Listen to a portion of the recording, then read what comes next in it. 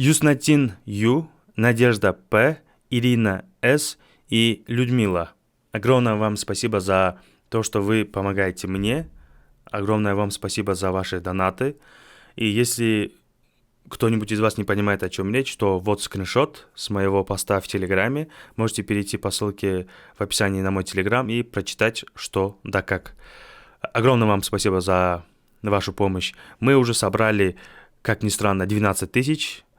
Осталось собрать сколько? 28. Приветствую вас, дорогие мои друзья. Я очень рад, что вы вернулись ко мне, чтобы послушать мой перевод.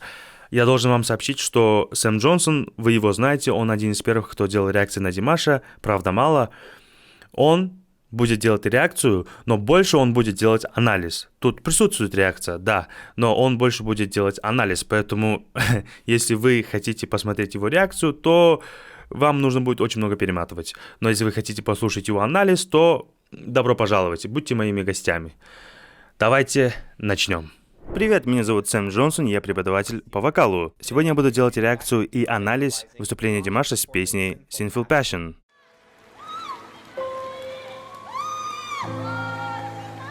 Ты явилась нежданно, как из лунного сна. Pretty light chest voice so far. О, если б знала ты, что мне нужна только ты одна. Здесь используется легкий грудной звук, потому что голосовые связки не смыкаются полностью, как это было бы при более плотной подаче. Из-за этого звук получается более воздушным, менее насыщенным, в отличие, например, от того, как я сейчас говорю, где звучание гораздо плотнее. Был момент, где он начал с более полного звука, с легкого штрабаса, а потом снова вернулся к более воздушной манере. Это уже осознанный стилистический выбор. Также слышен эффект реверберации на микрофоне.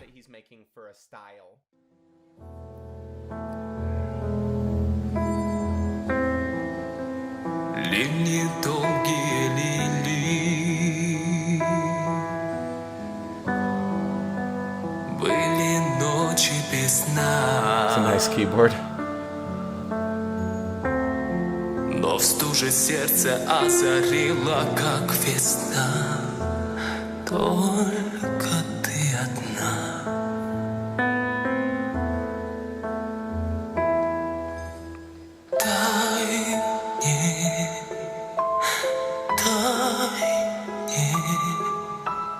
Долгим огнем пылать во мгле и ненастье. Это реверберация на микрофоне. Теперь голос становится более полным. Ночью и днем сгорать в костре грешной страсти. В целом его тембр постепенно переходит от более тихого и воздушного к более насыщенному. Невозможно одновременно петь громко и оставаться сильно воздушным. Это просто не работает. Поэтому, когда он усиливает громкость, он автоматически увеличивает степень смыкания связок. Так и получилось. При всем этом я также услышал легкое затемнение звука. Возможно, это повлияет на высокие ноты. Обычно, если затемнять звук, скажем так, в среднем регистре, это может усложнить переход вверх. Но он часто работает в верхнем диапазоне, так что, скорее всего, это не станет для него проблемой. Но за этим стоит следить.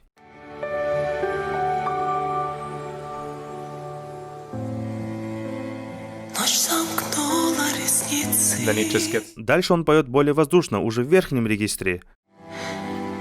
И вокруг тишина. Я бы сказал, что это та же самая координация как и для высоких нот, так и для низких нот, которые он использовал в начале. И один из них головной голос, а другой грудной голос, получается. И здесь начинается путаница, потому что многие люди ассоциируют грудной голос как полный голос. И получается, вначале он пел грудным голосом. Если судить по описанию, которое мы дали ранее, то нет. Это был намного более воздушный звук. А сейчас на высокой ноте он звучит очень воздушно. Это головной, получается, голос? Это грудной голос? Это просто пение на придыхании. Грудной и головной голос в основном здесь описывают внутренние ощущения. Да, я чувствую это в груди. Давайте назовем это грудным голосом. Но когда поднимаешься выше, звук, естественно, смещается вверх, в голову, иначе он просто не сможет существовать. Если мы попытаемся потянуть это ощущение грудного голоса вверх, он в какой-то момент просто перестает работать. Чтобы звучание было ровным, нужно позволить ощущению подниматься вверх, но при этом сохранять одинаковый общий тембр. Баланс воздуха и мышечной работы должен быть одинаковым на всех нотах. И так получается, вначале он пел низкие ноты, немного на придыхании. И это была для него привычная координация, которую он знает. А теперь, когда он поднялся к высоким нотам, он поет ровные ноты, но они все на придыхании. Для меня все это звучит ровно. И я знаю, что некоторые люди будут не согласны, потому что вокруг терминов головного голоса, фальцет, грудной голос много споров. Я не думаю, что они вообще нужны. Потому что если мы сосредотачиваемся только на том, чтобы что-то происходило в конкретном регистре, мы упускаем суть.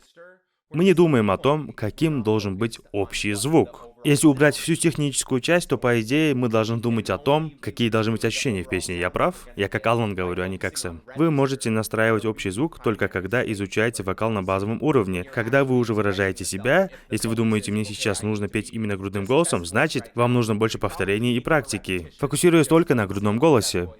Перед тем, как мы начнем выступать. Забыты звуки, руки, лица. Мне нужна только ты одна.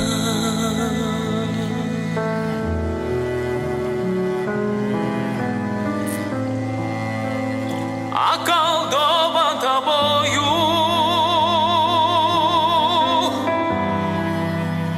выпью зелье до дна. Сейчас он полностью уходит от воздушной подачи и начинает использовать более плотную настройку. Связки смыкаются сильнее.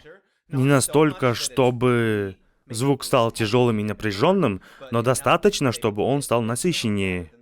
И когда он переходит между нотами, он сохраняет одно и то же сопротивление, меняется только высота. Связки просто немного растягиваются для более высоких нот, но в целом работают одинаково. И вот что я имею в виду, когда говорю, что надо найти ровный звук по всему диапазону. И вот это и есть основная цель. Не тянуть грудной голос вверх и не пытаться петь по какой-то фиксированной схеме, а найти единое звучание. Это все слишком. Начните думать о том, какой звук вы хотите. И вы удивитесь, но ваше тело само подстроится под этот звук.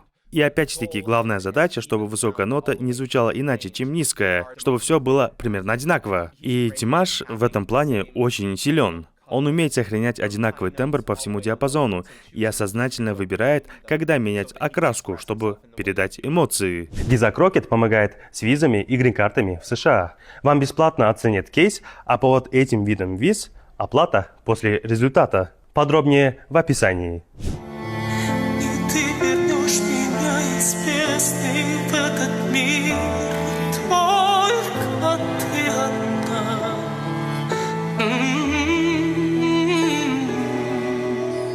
Дай мне.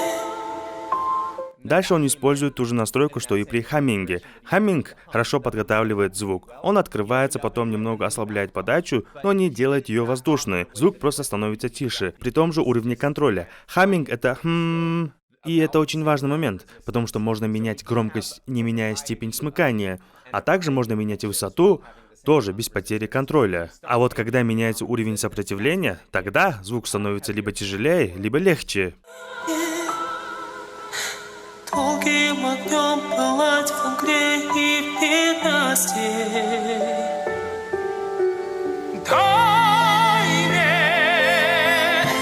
Дай мне ночью и днем сгорать в костре грешной страсти.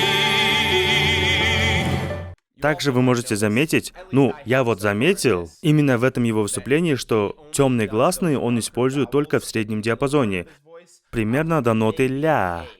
Выше он их не тянет. Он никогда не использует по-настоящему темный гласный звук на нотах вроде си или до. И когда он оказался там, звук стал таким. Вместо И это довольно типично, потому что тянуть такой супер темный звук очень высоко сложно. Даже до ноты ля это уже довольно высоко для настолько темного звучания в полноценном голосе. Это же более темный звук, да? Звук округлен, нежели чем АА. It's a really hooty, kind of choir-like sound. Fluty.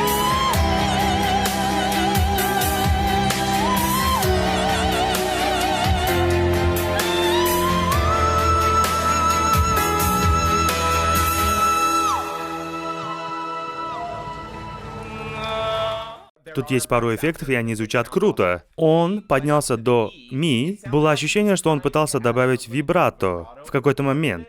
Но у него не совсем получилось, поэтому он отпустил. Он нашел позицию, которая просто работала. Но, не знаю, в этом моменте для меня это не звучало настолько стабильно, как он, возможно, хотел. Или не совсем соответствовало тому, к чему он стремился. И он просто сделал то, что работало, а затем закрепился в этом состоянии, позиции. Если твое тело говорит «нет, сегодня это не сработает», возможно, не стоит пытаться насильно это выжить. А вы знали, что грин-карту можно получить не только через лотерею грин-карт? Если вы айтишник, предприниматель, инженер или другой крутой специалист, то можно подать петицию и получить грин-карту за пару месяцев. Рекомендую компанию Visa Crockett.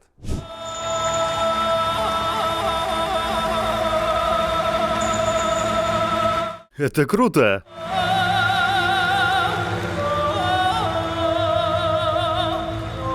Ой, такое мне нравится.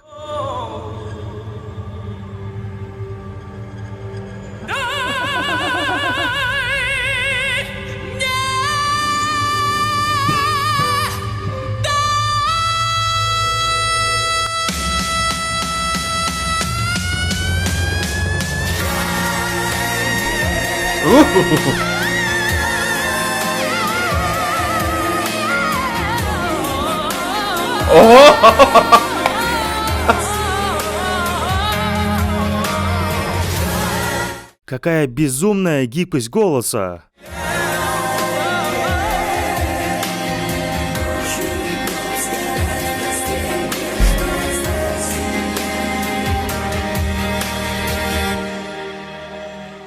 Он очень хорош в пении, как это было продемонстрировано в выступлении, которое мы только что посмотрели. У него огромный контроль над тем, какой тембр он использует и в какой части своего диапазона. У него нет такого, что он может взять какую-то ноту только одним вот таким способом.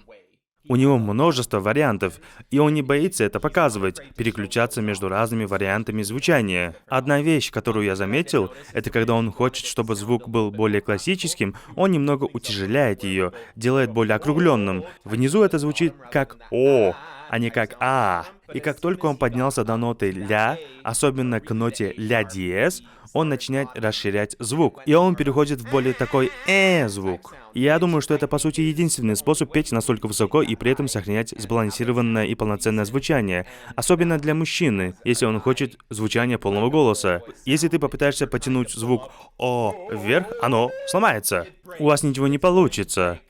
И мне все равно, насколько вы в этом прокачаны. Это ненадежно, особенно в самой верхней части диапазона. Я бы даже сказал, что в большей части диапазона это тоже не работает.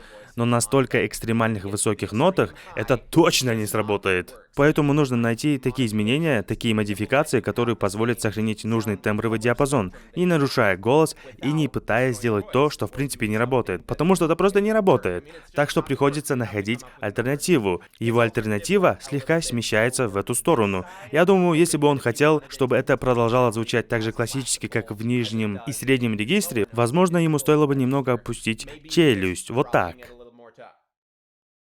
Вместо...